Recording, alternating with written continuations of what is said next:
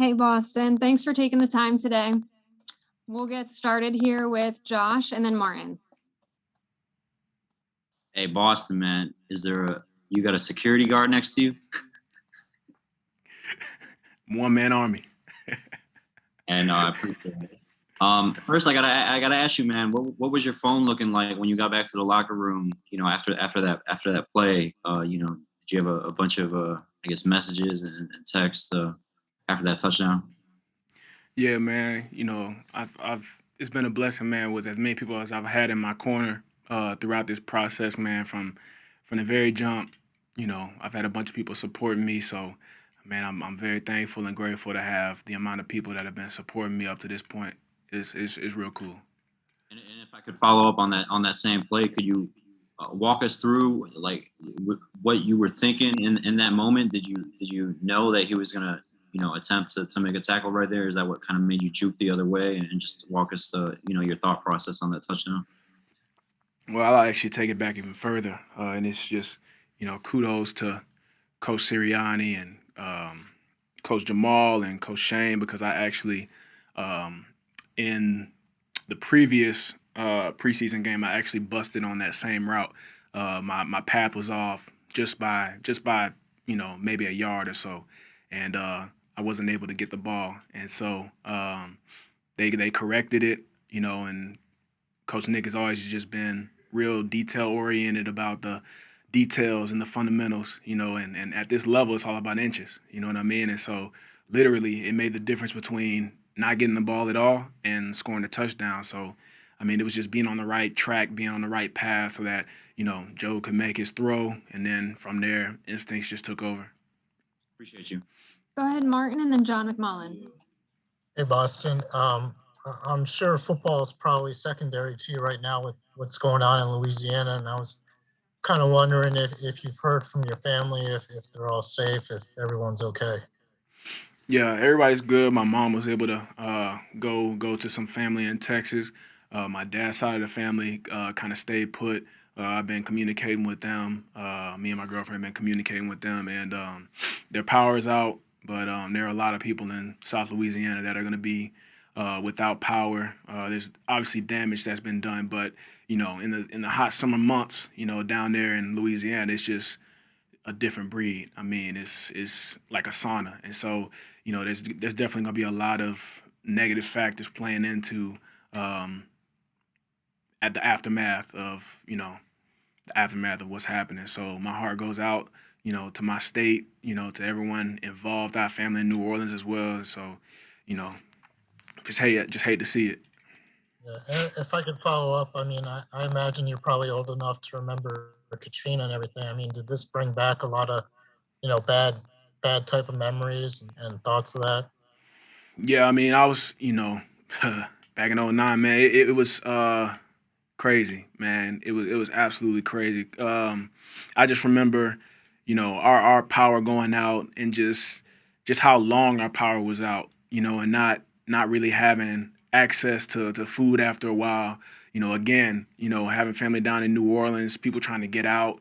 In that time, we definitely weren't ready for it. And those of you that don't know, New Orleans is shaped like a fishbowl, and so that's why you saw how catastrophic it was with the levees breaking and everything like that. So, I remember it. I remember it vividly, man. It was, sheesh. It was tough. We'll go to John and then Bo. Hey, Boston. Hope you're doing well. You're dealing with so much off the field stuff from that perspective. Is it a little bit easier this year from not having to worry about making the final 53? You're kind of entrenched, and then do you give any advice to the young guys? So this is obviously a difficult time for them as they kind of wait for that. Good news or bad news? Well, kind of like what I alluded to earlier in the season, in the off season. I kind of create, this mindset of each year is a new year. You know what I mean? So at no point during this off season did I think to myself, "Oh, I'm a lock for this roster." Oh, I'm getting ready for the regular season. You know what I'm saying? Because every year is a new year. You know what I mean? And so, to be honest with you, the anxiety and the stress was there with that too. You know what I mean? I definitely approached each day, attacked each day to the best of my ability.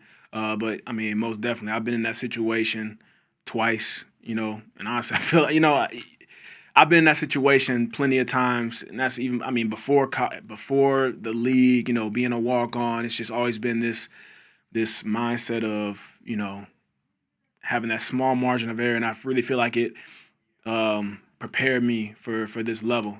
So my heart definitely goes out to guys that are stressed out, guys that are anxious about roster cuts and being on the bubble. You know what I'm saying? I definitely know, shoot, whenever Elijah was out there on the field, man, and he was getting it in, getting his work in. I'm there with him every step of the way, just trying to encourage him, be there for him, because I know what it's like. I've been there. I've been in that situation.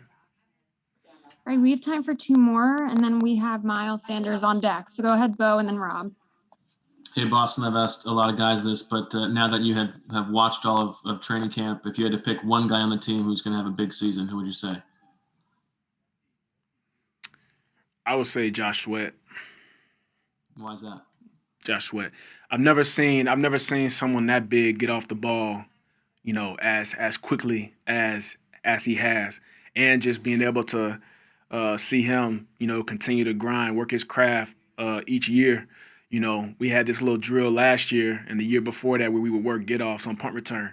You know what I mean? And I pride myself on being pretty quick, but Jay Sweat, man, he can get off that dang ball. You know what I'm saying? I'm not going. I don't know. The film is kind of grainy and blurry, so I'm not sure about the results. But they say that Josh Sweat would get a few of them. So nah, man, he's an incredible player, man, and I really feel that he's been making noise and he's gonna continue to make some noise.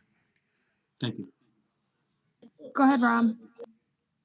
Boston, the other day when we were talking to Nick, he was talking about how the ability of the backs and catching the ball out of the backfield is going to be a weapon for this team this year. I mean, he said there's no secret that's something he's looking to do. And we saw that certainly with you the other night, and we've seen it multiple times. What kind of dynamic can that bring to your offense, and what do you think of that possibility? Yeah, I mean, I think it's it makes the offense multifaceted. You know what I mean? Like we have weapons on the outside, we have tight ends that can create mismatches, and then you have backs that that can do a little bit of everything. You know what I'm saying? I think it's very important. I think all of the guys in the room have the ability to be a dual threat back or a triple threat back that includes pass protection, and so those guys work, man. They've been doing nothing but working. It's been a blessing to be able to work with them, and watch the young bucks develop. It's crazy saying that now because I used to be the young guy, but Kenny G, Jason Huntley, Elijah, just seeing those guys continue to come along and do the things that they do, man, is really rewarding to see the work pay off, man. And it holds me accountable too. It holds, I'm sure, Jordan and Miles and Carry On and those guys can attest to it too. It holds us accountable too because we gotta know what we're talking about. We gotta know what we're doing. We gotta make sure that we're setting an example. So just the amount of talent that we have in that room is incredible, and that just that's on the front office for doing a good job of bringing guys in and Coach Nick and all that good stuff. So it's pretty dope. All right, thanks for the time, Boston.